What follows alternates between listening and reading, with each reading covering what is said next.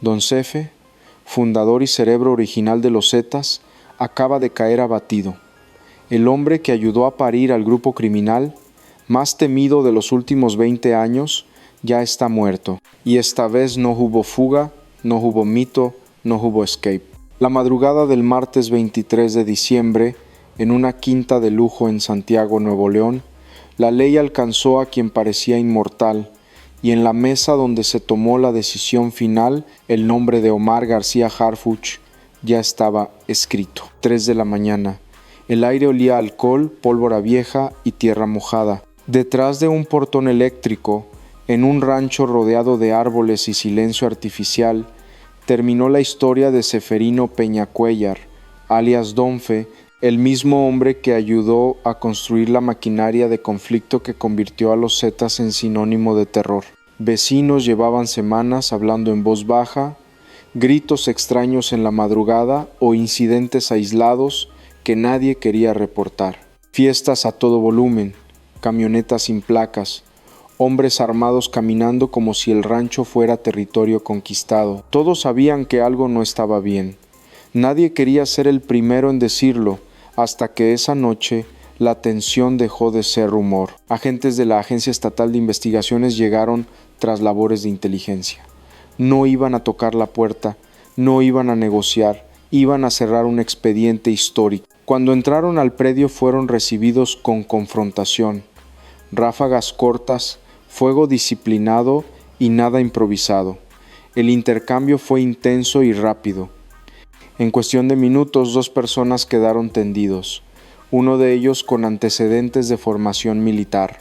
El otro, el verdadero objetivo, Don Fe, el exjefe policíaco de Miguel Alemán, el operador del cártel del Golfo, el hombre que reclutó a exmilitares para crear a los Zetas, el fantasma que durante años se dijo escondido en Cuba, Canadá o Brasil, el criminal que muchos daban por muerto pero que había regresado porque no estaba huyéndose, estaba reorganizándose. Inteligencia reveló que llevaba casi un año refugiado en Nuevo León, operando en silencio, moviendo sustancias, levantando contactos, planeando su regreso al control criminal. Ese rancho no era escondite, era cuartel.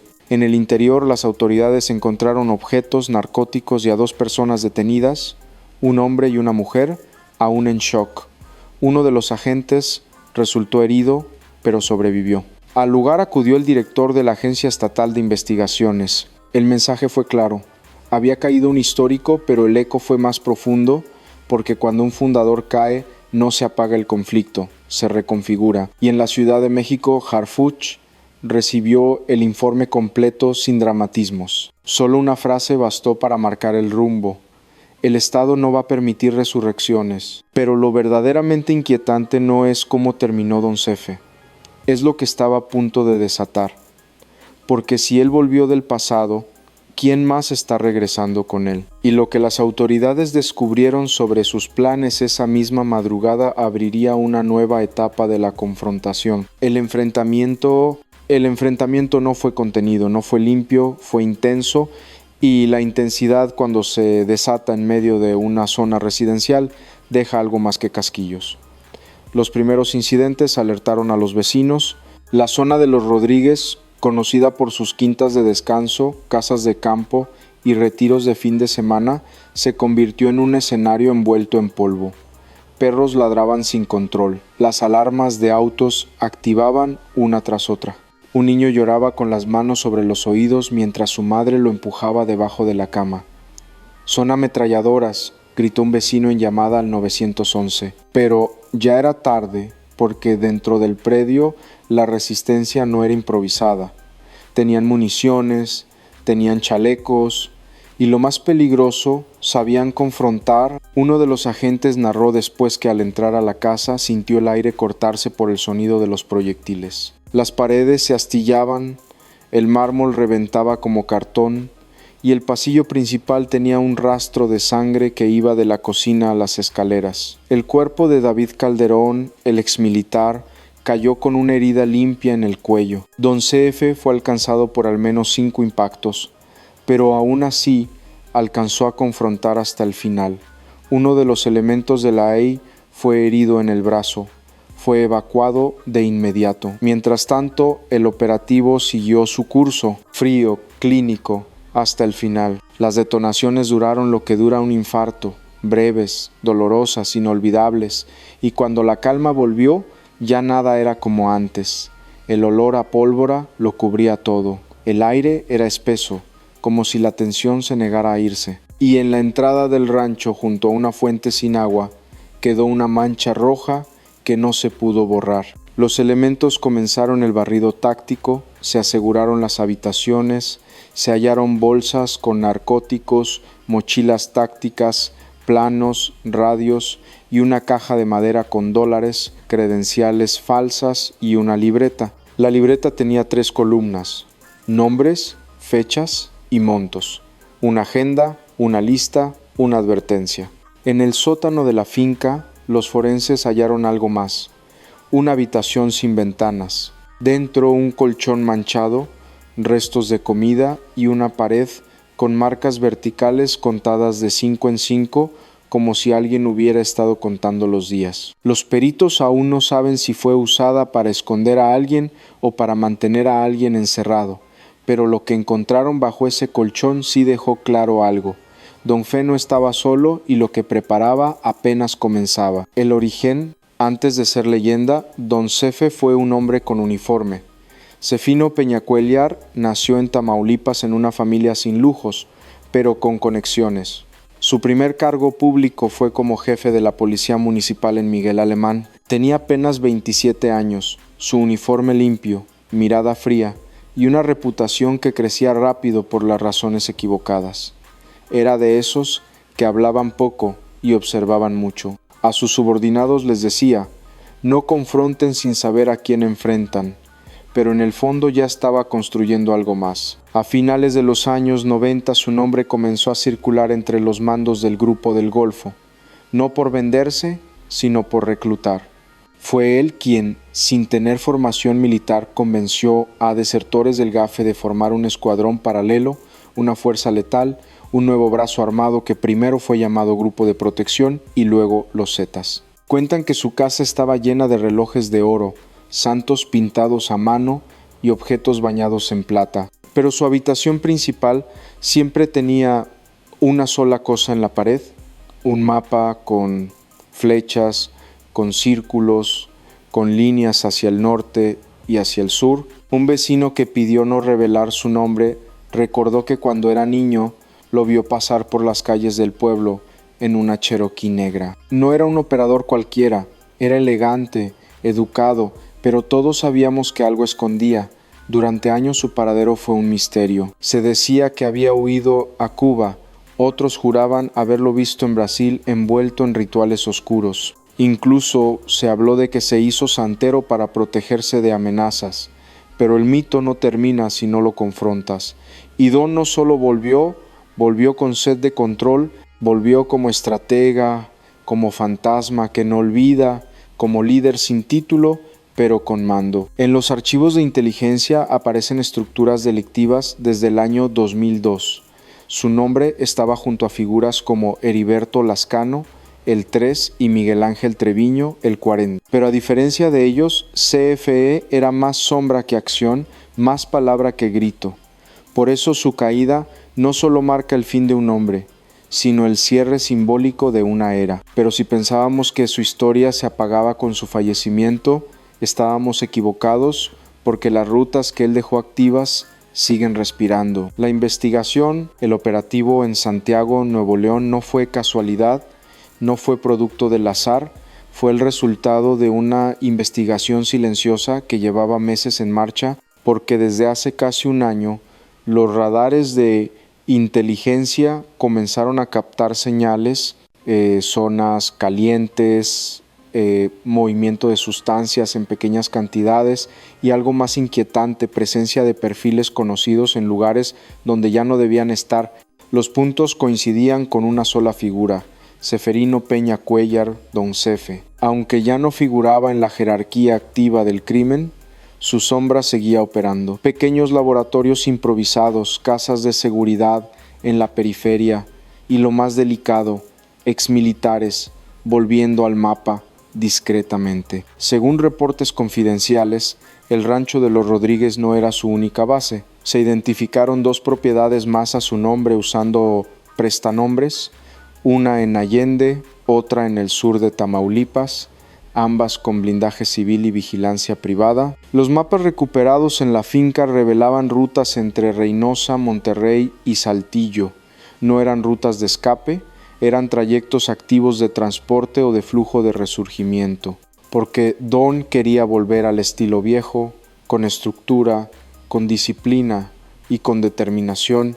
Los nombres en las libretas incautadas hablaban de pagos, de cuotas, de operadores, identificados por clave, y de una sigla que aparecía una y otra vez, Z, Z renacidos o Z reestructura.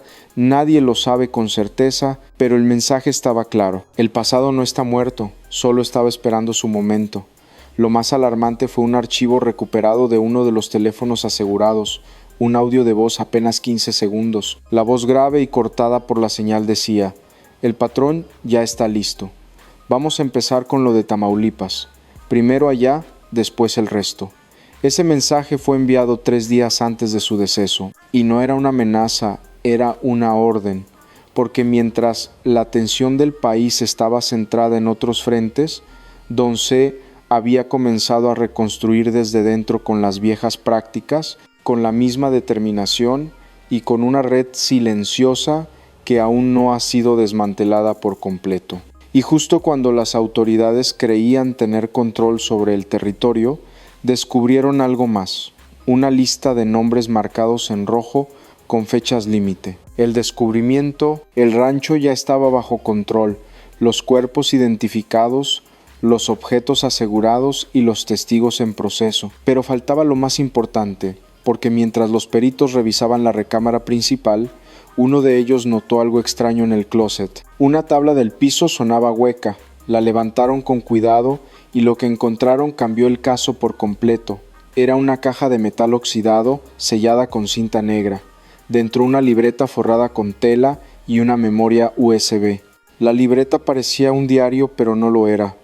Eran registros, fechas, coordenadas, pagos, referencias a nombres clave y, lo más delicado, vínculos directos con estructuras criminales activas en Veracruz, Zacatecas y Coahuila. Los nombres no eran nuevos, pero uno resaltaba: reunión confirmada, participa El Betillo. Se planea expansión a Juárez y Tampico. Ese nombre, El Betillo, no es menor. Se trata del sobrino de Osiel Cárdenas Guillén, ex líder del Grupo del Golfo, y según los registros más recientes, había sido detenido justo un día antes del deceso de Don Cefe. Coincidencia, las autoridades no lo creen porque, según análisis de inteligencia, ambos movimientos estaban conectados. El Betillo como enlace activo, CF como reactivador del modelo original, y la memoria USB tenía aún más: videos, fotografías, planos de rutas y algo más perturbador: una conversación encriptada. Cuando los expertos lograron desbloquear el archivo, escucharon 2 voces, una de ellas presuntamente de Don Cefe: «Si cae el sobrino, nos van a voltear el foco. Aceleren lo de la frontera». Ese audio fue grabado solo 48 horas antes del operativo en la finca. La conclusión fue inmediata. CFE sabía que lo buscaban, sabía que la red estaba en riesgo y aún así no se escondió. Apostó a resistir, a confrontar si era necesario, y si lo confrontaban, dejarlo todo listo para que alguien más siguiera. Porque el rancho no era el final, era solo el primer nodo. El hallazgo fue enviado de inmediato a Ciudad de México bajo resguardo especial, y a las pocas horas desde la Secretaría de Seguridad se activó la cadena nacional. El secretario Omar García Harfuch reunió a su gabinete y pronunció una sola frase: «Don CF falleció, pero el plan sigue vivo, vamos por el resto».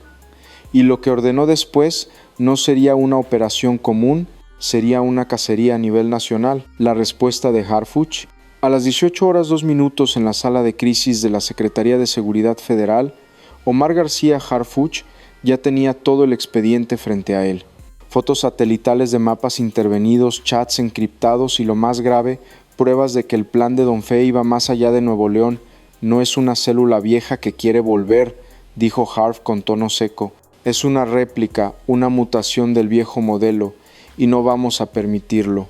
La orden fue inmediata: activar la fase 1 del protocolo Centinela, un mecanismo diseñado para frenar intentos de reorganización criminal antes de que se conviertan en estructura. En menos de 2 horas, 5 estados recibieron alertas: Tamaulipas, Coahuila, Zacatecas, Veracruz y San Luis Potosí. La instrucción fue clara: barrido total, ningún punto sin revisar.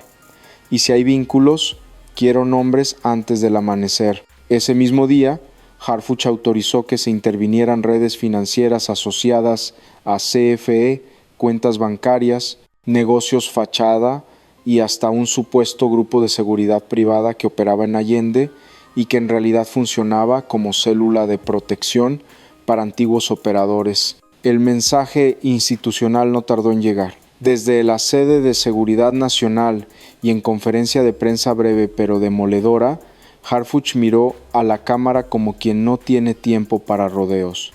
Hoy el Estado responde con toda su fuerza. Donfe cayó, sí, pero no por azar. Cayó porque ya no hay espacio para que el pasado se reanime, y si hay otros que piensan regresar, los estamos esperando. En redes sociales, la frase se volvió tendencia en cuestión de minutos. Los estamos esperando. Mientras tanto, unidades tácticas comenzaron a moverse hacia 3 puntos específicos: una bodega en Reynosa, una finca en Valles y una casa en Matamoros. Los 3 supuestos nodos de reunión vinculados con el archivo hallado en el rancho de Santiago, y al revisar las bitácoras de vuelos privados en Monterrey durante los últimos 30 días, surgió otro dato que encendió las alarmas. Un exagente de inteligencia ligado a los años fundacionales de los Zetas había aterrizado 2 días antes en Apodaca. El nombre está reservado, pero Harfuch lo subrayó con tinta roja, y fue entonces cuando lanzó su segunda advertencia. Esta vez no estamos cazando fantasmas, estamos desmontando el molde que los creó. Y lo que encontraron al intervenir uno de esos 3 puntos no era un escondite, era una sala de operaciones. Las consecuencias: el cuerpo de Donfe apenas había sido trasladado al forense cuando los ecos de su deceso comenzaron a retumbar en zonas donde ya no debía tener poder. En Reynosa, hombres armados bloquearon una carretera secundaria con llantas incendiadas. En Matamoros aparecieron narcomantas que hablaban de revancha por el patrón. Y en Linares, Nuevo León, una casa usada como punto de vigilancia fue incendiada desde dentro. Los informes comenzaron a llegar en cascada: movimientos irregulares, reuniones sospechosas y, lo más inquietante, mensajes en grupos privados de exmilitares que hablaban de volver a la vieja escuela. Porque aunque Done ya no lideraba, su nombre aún arrastraba lealtades y su caída se sintió como una provocación. En redes sociales, usuarios anónimos publicaban videos con audios filtrados desde penales del norte del país. Voces que decían frases como: el patrón fue el primero pero no el último, y si no nos dejaron vivir con dignidad, tampoco nos vamos a ir en silencio. La inteligencia estatal confirmó lo que todos temían: se había activado una reconfiguración silenciosa, pequeñas células en zonas grises, operadores dispersos volviendo a comunicarse y al menos 6 puntos de venta de sustancias que estaban en pausa, reactivándose. En colonias de Monterrey y Guadalupe, los rumores comenzaron a escalar, que estaban reclutando otra vez, que las fiestas que se oían en el rancho eran celebraciones, sí, pero también entrevistas, filtros, pruebas. Un hombre de 62 años, vecino de los Rodríguez, lo resumió con voz quebrada: ese rancho no era una casa, era un cuartel, y ahora que lo destruyeron, quién sabe a dónde se van a mover. Los comerciantes de la zona cerraron temprano durante varios días. El miedo volvió a ser rutina y las fuerzas estatales desplegaron vigilancia intermitente, tratando de contener lo que parecía intangible, el pánico, porque cuando cae un fundador, los vacíos se llenan con tensión, y cuando una estructura se desmorona, otras se atreven a surgir desde abajo. Pero lo más grave aún no se sabía, porque en los dispositivos confiscados los expertos encontraron algo más. No eran mapas, no eran listas, eran documentos de reclutamiento con fechas, con edades, con zonas de influencia y un título que congeló la sangre del equipo forense digital. Plan Semilla Nuevo Ciclo 2025. ¿Quién está detrás de ese plan y qué significa exactamente Nuevo Ciclo si CFE ya está muerto? El impacto mediático. La noticia reventó en todos los medios. Cae Don Cefe, fundador de los Zetas en enfrentamiento con la AEI, histórico del narco abatido en Nuevo León. El arquitecto del terror fue encontrado y neutralizado. Las imágenes del rancho cercado dieron la vuelta al país. Helicópteros sobrevolando, peritos en trajes blancos, el cuerpo cubierto en una sábana manchada y detrás el polvo suspendido como testigo del fin de una era. En las calles de Monterrey algunos aplaudieron, otros solo bajaron la mirada, porque el miedo en México no desaparece con un operativo, solo cambia de forma. En foros digitales, exagentes, militares retirados y analistas debatían lo mismo. ¿Cómo logró regresar? ¿Quién lo protegió? ¿Y por qué nadie lo detectó antes?